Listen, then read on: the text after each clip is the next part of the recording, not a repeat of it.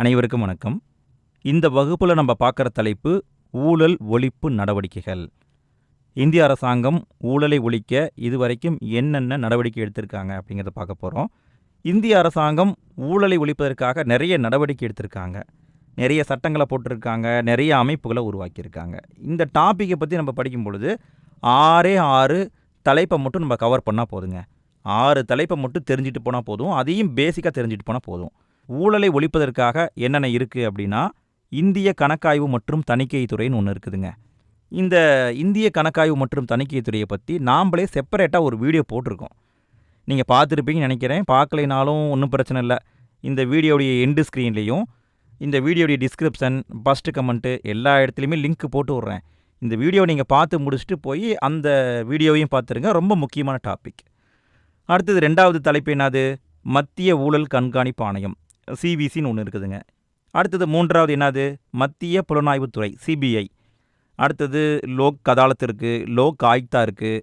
அப்புறமேட்டுக்கு தகவல் அறியும் உரிமை சட்டம் இருக்குங்க, 2005 கொண்டு வரப்பட்ட ஒரு சட்டம். இந்த 6 டாப்பிக்கையும் நம்ம கவர் பண்ணிட்டா போதுங்க. இதை மட்டும் படிச்சுட்டு போங்க. இந்த ஊழல் ஒழிப்பு நடவடிக்கைகளை நம்ம ஈஸியாக வந்து கவர் பண்ணிடலாம். இந்த வீடியோவில் நம்ம என்னென்ன பார்க்க போகிறோம் அப்படின்னா, சிபிசி மத்திய ஊழல் கண்காணிப்பு ஆணையத்தை பற்றியும், மத்திய புலனாய்வுத்துறை சிபிஐ, இந்த 2 பற்றியும் பார்த்துருவோங்க. ஏன்னா இந்திய கணக்காய்வு மற்றும் தணிக்கைத்துறையை நம்ம முன்னாடியே பார்த்தாச்சு. ஸோ நீங்கள் அதை பார்த்துருங்க. இன்றைக்கி நம்ம இந்த 2 மட்டும் கவர் பண்ணுவோம். அடுத்து மீதி இருக்கிறத அடுத்த வகுப்பில் நம்ம கவர் பண்ணலாம். முதல்ல நம்ம பார்க்குற தலைப்பு வந்து மத்திய ஊழல் கண்காணிப்பு ஆணையம். இதை இங்கிலீஷில் சென்ட்ரல் விஜிலன்ஸ் கமிஷன் சொல்லுவாங்க, சுருக்கமாக சிவிசி அப்படின்னு சொல்லுவாங்க. இந்த மத்திய ஊழல் கண்காணிப்பு ஆணையம் எதுக்கு இருக்குது அப்படின்னா, மத்திய அரசாங்கத்தில் ஊழல்கள் நடக்காமல் தடுக்கிறதுக்காக இருக்குங்க. நல்லா பாருங்கள், எந்த அரசாங்கம்? மத்திய அரசாங்கம். சென்ட்ரல் கவர்மெண்ட்டில் ஊழல் நடக்கக்கூடாது அப்படிங்கிறதுக்காக தான் இந்த சிவிசி இருக்குது. ஊழலை தடுக்கிறதுக்காகத்தான் இருக்குது, புரியுதுங்களா? ஊழல் குறித்த விசாரணையை இது பண்ணாது. ஒருத்தர் ஊழல் பண்ணிட்டாரு அப்படின்னா அதை வந்து இவங்க விசாரிக்க மாட்டாங்க. ஊழல் நடக்காமல் தடுக்கிறது எப்படி, ஊழல் நடக்குதா அப்படிங்கிறத கண்காணிச்சுக்கிட்டே இருக்கிறது தான் இவங்களுடைய வேலை. இந்த அமைப்பை பொறுத்த வரைக்கும் எப்போ உருவாக்கியிருக்காங்க அப்படின்னா, சந்தானம் கமிட்டின்னு ஒரு கமிட்டியை கவர்மெண்ட்டு போட்டாங்க, சென்ட்ரல் கவர்மெண்ட்டு. அந்த கமிட்டி கொடுத்த பரிந்துரை, அந்த கமிட்டி என்ன சொல்லியிருக்கு, இப்படி மத்திய அரசுக்குன்னு சொல்லிட்டு பொதுவாக வந்து ஒரு ஊழல் கண்காணிப்பானை இருக்கணும், அவங்க வந்து அப்பப்போ கண்காணிச்சிக்கிட்டே இருக்கணும் அப்படிங்கிற பரிந்துரை கொடுத்ததுனால 1964 தான் மத்திய ஊழல் கண்காணிப்பு ஆணையத்தை உருவாக்குறாங்க. இந்த ஆணையத்தை அப்போ உருவாக்குனாலும் இந்த ஆணையத்துக்கு அங்கீகாரம் கொடுக்காமையே கவர்மெண்ட்டு 2003 வரைக்கும் வச்சுருக்காங்க. ஒரு நிறுவனம் அப்படிங்கிறது அரசியலமைப்பால் உருவாக்கப்பட்ட நிறுவனமாகவும் இருக்கலாம், சட்டத்தால் உருவாக்கப்பட்ட நிறுவனமாகவும் இருக்கலாம். அரசியலமைப்பால் உருவாக்கப்பட்ட நிறுவனம் அப்படின்னா, இந்திய அரசியலமைப்பு சட்டம் நடைமுறைக்கு வந்தது பார்த்தீங்களா, ஜனவரி 26, 1950 நம்ம குடியரசு ஆனோம் இல்லைங்களா, அப்போ வந்த கான்ஸ்டியூஷன், அதில் ஒரு நிறுவனத்தை பற்றி குறிப்பிட்டிருந்தாங்கன்னா அது அரசியலமைப்பு சார்ந்த நிறுவனம். அதில் குறிப்பிடாமல் பிறகு பிற்காலத்தில் ஏதாவது ஒரு சட்ட திருத்தம் பண்ணி ஒரு அமைப்பை உருவாக்கி இருந்தாங்கன்னா அது சட்டப்பூர்வமாக உருவாக்கப்பட்ட நிறுவனம், புரியுதுங்களா? அப்படி பார்த்தோம்னா 2003 வரைக்கும் மத்திய ஊழல் கண்காணிப்பு ஆணையத்துக்கு அரசியலமைப்பு சார்ந்த நிறுவனம் அல்லது சட்டப்பூர்வ நிறுவனம்னு அந்தஸ்தே கொடுக்கல. கடைசியாக 2003 செப்டம்பரில் பாராளுமன்றம் வந்து ஒரு சட்ட திருத்தம் கொண்டு வந்து இதை ஒரு சட்டப்பூர்வ ஆணையம் அப்படின்னு அங்கீகாரம் கொடுத்துருக்காங்க. மத்திய ஊழல் கண்காணிப்பு ஆணையத்துடைய அமைப்பை பார்த்தோம்னா, இந்த அமைப்பில் ஒரு மத்திய கண்காணிப்பு ஆணைய தலைவர், ஆணையத்துடைய தலைவர் ஒருத்தர் இருப்பாருங்க, 2 கண்காணிப்பு ஆணையர்கள் அப்படிங்கிறவங்க இருப்பாங்க, பல உறுப்பினர்கள் இருப்பாங்க. இந்த ஆணையத்தின் தலைமையிடம் எங்கே இருக்குது? புதுடெல்லியில் இருக்குங்க. இந்த ஆணையத்துடைய தலைவரையும் ஆணையத்துடைய இதர உறுப்பினர்களையும் நியமிக்கிறது யார்? குடியரசுத் தலைவர் தான் நியமிப்பார். குடியரசுத் தலைவர் வந்து தன்னிச்சையாக வந்து ஆணையத்துடைய தலைவரையும் மற்ற ஆணையர்களையும் போட்டுடலாமான்னு கேட்டால் போட முடியாது. அப்போ தேர்வு குழுன்னு ஒன்று இருக்குதுங்க. அந்த குழு வந்து பரிந்துரை கொடுத்தாதான் குடியரசுத் தலைவர் வந்து அப்பாயின்மெண்ட் போட முடியும். அந்த தேர்வு குழுவில் யார் யார் இருக்காங்க அப்படிங்கிறது மட்டும் முக்கியம், பார்த்துக்கோங்க. ஏன்னா இதைத்தான் கொஞ்சம் ட்விஸ்ட்டாகவும் கேட்பாங்க. 3 பேர் கொண்ட தேர்வு குழு இருக்குங்க. இந்த குழுவுடைய தலைவராக இருக்கிறவர் பிரதமர், மத்திய உள்துறை அமைச்சர் 2வது உறுப்பினராக இருப்பார், மக்களவையுடைய எதிர்க்கட்சி தலைவர் 3வது உறுப்பினராக இருப்பாங்க. மொத்தம் 3 பேர் கொண்ட ஒரு தேர்வுக்குழு இருக்குது. அந்த தேர்வுக்குழு யாரை தலைவராகவும் ஆணையர்களாகவும் தேர்வு செஞ்சு கொடுக்குதோ அவங்கள தான் குடியரசுத் தலைவர் வந்து அப்பாயின்மெண்ட் போடுவாருங்க. இந்த ஆணையருடைய பதவி காலத்தை பார்க்க போகிறோம். ஆணையர்களின் பதவி காலத்தை பொறுத்த வரைக்கும் 4 ஆண்டுகளுங்க. 4 வருஷம் வரைக்கும் சர்வீஸில் இருக்கலாம், அல்லது 65 வயது வரைக்கும். ரெண்டில் எது முதல்ல வருதோ அதை பொறுத்தது. இதில் ஒரே ஒரு நிபந்தனை மட்டும் இருக்குங்க, ரொம்ப முக்கியம் பாருங்கள். இந்த ஆணையர்களுடைய பதவிக்காலம் முடிஞ்சிருச்சு அப்படின்னா அவர்கள் பிறகு எந்த விதமான மத்திய அரசாங்கத்துடைய போஸ்ட்டுக்கோ மாநில அரசாங்கத்துடைய போஸ்ட்டுக்கோ போகக்கூடாது, போகவும் முடியாது. ஒன்ஸு அவங்க இந்த மத்திய ஊழல் கண்காணிப்பு ஆணையத்துக்குள்ளே வந்து ஆணையர்களாக இருந்துட்டாங்கன்னா அடுத்தது ரிட்டையர்மெண்ட் ஆகி போயிட வேண்டியதுதான். மத்திய அல்லது மாநில அரசுடைய எந்த பதவியிலையும் அவங்க இருக்க முடியாது. இவங்களுடைய சம்பளம் மற்றும் அதிகாரத்தை பொறுத்த வரைக்கும் ரொம்ப முக்கியமான விஷயம் என்னென்னு பார்த்தீங்கன்னா, இவங்க யாருக்கு ஈவனாக இருக்காங்க அப்படிங்கிறத மட்டும் பார்த்துக்கோங்க. மத்திய பணியாளர் தேர்வு வாரியத்துடைய தலைவர் இருக்கார் இல்லைங்களா, அதாவது யூபிஎஸ்சியுடைய தலைவர். யூபிஎஸ்சியுடைய தலைவருக்கு ஈவனானவர் யாருன்னா மத்திய ஊழல் கண்காணிப்பு ஆணையத்துடைய தலைமை ஆணையர். தலைமை ஆணையர் இருக்கார் இல்லைங்களா, அவர் யூபிஎஸ்சியுடைய ஹெட்டுக்கு சமம். 2 பேரும் ஈவன் கிரேடு. அடுத்து 2 ஆணையர்கள் இருக்காங்க பார்த்தீங்களா, அவங்க யாருக்கு ஈவன்னா மத்திய அரசு பணியாளர் தேர்வு ஆணையத்துடைய உறுப்பினர்கள். யூபிஎஸ்சியுடைய மெம்பர்ஸ் இருக்காங்க இல்லைங்களா, மெம்பர்ஸுக்கு ஈவனானவங்க தான் மத்திய ஊழல் கண்காணிப்பு ஆணையத்துடைய இதர 2 ஆணையர்கள். புரியுதுங்களா? யாருக்கு ஈவன் அப்படின்னு பார்த்துக்கோங்க. இதை பார்த்துட்டா போதும். அடுத்தது இந்த ஆணையத்துடைய பணிகளை பார்க்குறோம். இந்த ஆணையம் என்னென்ன வேலை பார்க்கும் அப்படின்னா, இந்த ஆணையம் வந்து ஊழல் தடுப்பு சட்டம் ஒரு சட்டம் இருக்குங்க. 1988 கொண்டு வரப்பட்ட சட்டம். ரொம்ப ரொம்ப முக்கியம், பார்த்துக்கோங்க. இந்த சட்டத்தின் கீழ் வரக்கூடிய குற்றச்சாட்டுகளை எல்லாத்தையுமே விசாரிக்கும். அதுவும் யாரை பற்றிய குற்றச்சாட்டுனா மத்திய அரசு பணியாளர்கள். மாநில அரசு பணியாளர்களை பற்றி இந்த அமைப்பு விசாரிக்காது. மத்திய கவர்மெண்ட் எம்ப்ளாயி ஏதாவது ஒரு ஊழல் பண்ணிட்டாங்கன்னு குற்றச்சாட்டு வருதுன்னா அதை மட்டும்தான் இந்த சிபிசி அமைப்பானது விசாரிக்கும். அதை மட்டும்தான் பண்ணுவாங்களான்னு கேட்டால் கிடையாது. டெல்லி சிறப்பு போலீஸ் படை சட்டம்னு ஒரு சட்டம் இருக்குங்க. 1946 கொண்டு வரப்பட்ட சட்டம்.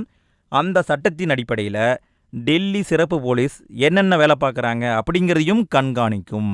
அது மட்டும் கிடையாது, மத்திய அரசு அல்லது மத்திய அரசுடைய நிறுவனங்களுக்கு தேவையான அறிவுரைகள், ஊழலை தடுக்க என்னென்ன நடவடிக்கை எடுக்கணும் அப்படிங்கிற பரிந்துரையையும் இந்த நிறுவனம் வழங்கும்.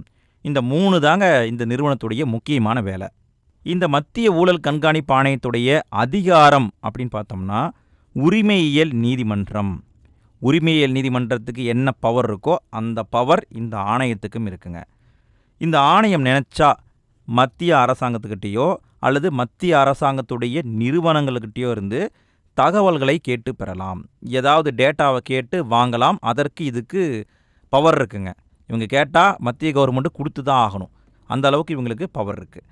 அடுத்தது இவங்களுக்குன்னு சொல்லிட்டு ஒரு சிறப்பு அம்சம் இருக்குதுங்க.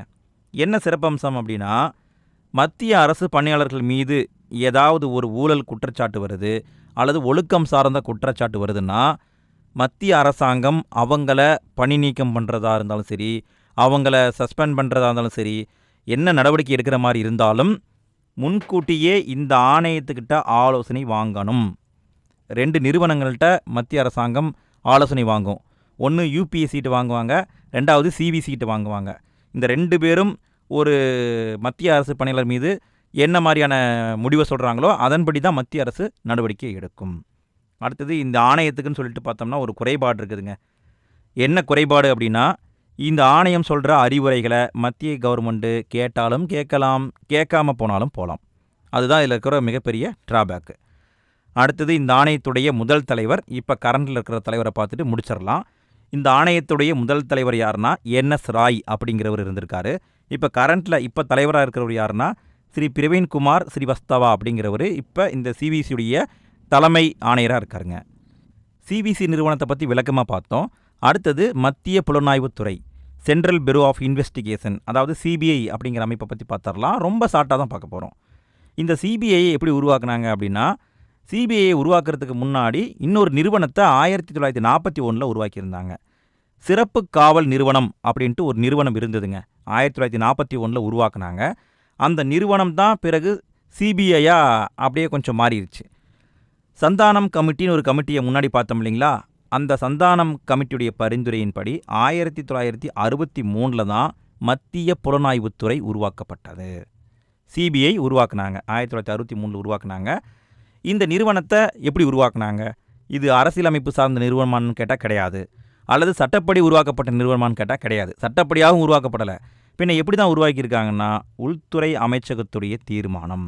உள்துறை அமைச்சகம் ஒரு தீர்மானத்தை போட்டு அந்த தீர்மானத்தின் அடிப்படையில் சிபிஐ நிறுவனமானது உருவாக்கப்பட்டிருக்குங்க.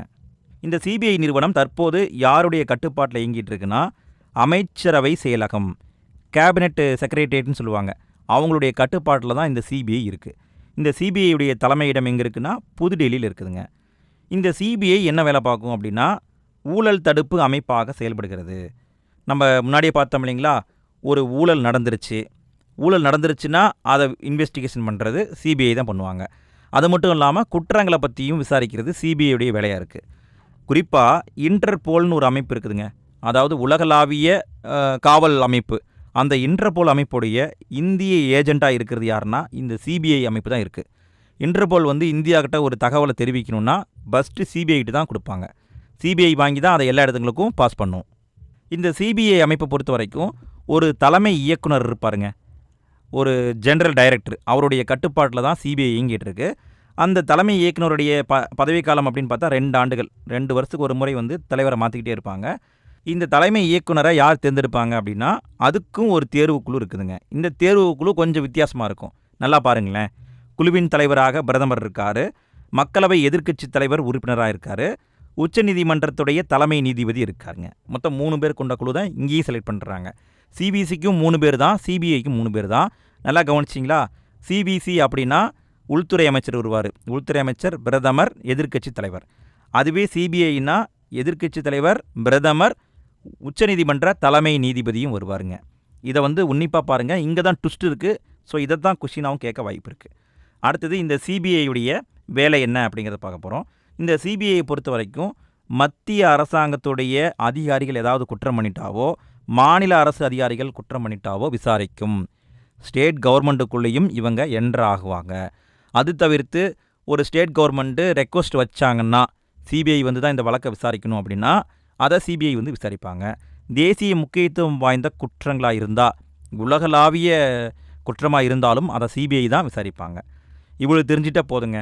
சிபிஐயுடைய தற்போதைய தலைவர் யார் அப்படின்னா ஸ்ரீ சுபோத்குமார் ஜெய்ஸ்வால் அப்படிங்கிறவர் தலைவராக இருக்காருங்க.